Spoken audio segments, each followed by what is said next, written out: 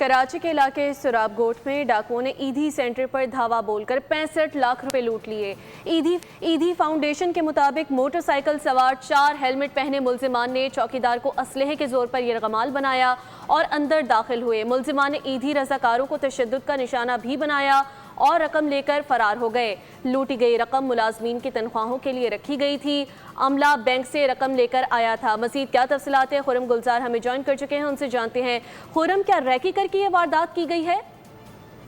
देखिए, बिल्कुल ये ईदी सेंटर के जो मुलाजमीन हैं उनकी तनख्वाहों के लिए रकम लेकर जो ईदी सेंटर का जो अमला है वो जैसे ही ईदी सेंटर सुरागकोट पहुंचा है तो रैकी करते हुए मुसल्लह जो मुल्ज़मान हैं ये ईदी सेंटर में दाखिल हुए, चौकीदार को यरगमाल बनाकर अंदर गए हैं और जो बैंक से रकम लेकर आई गई थी जिसकी 65 लाख रुपए बताई जा रही है वो लूट कर आसानी फरार हो गए। बोल न्यूज़ को मौसूल होने वाली सीसीटीवी फुटेज में भी मुल्ज़मान को चेहरे छुपाए और असला लेकर ईदी सेंटर में इस गुजरते हुए भी देखा जा सकता है। तमाम वाक़े की इत्तला पर SSP सेंट्रल डॉक्टर इमरान मौके पर पहुंचे हैं और इतराफ़ की सीसीटीवी फुटेज हासिल की जा रही हैं।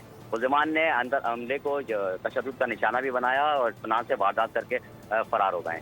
अतराफ की सीसीटीवी हासिल की जा रही है। खुरम गुलजार, अपडेट करने के लिए बहुत सब्सक्राइब करें और बेल दबाएं ताकि कोई खबर रह न जाए।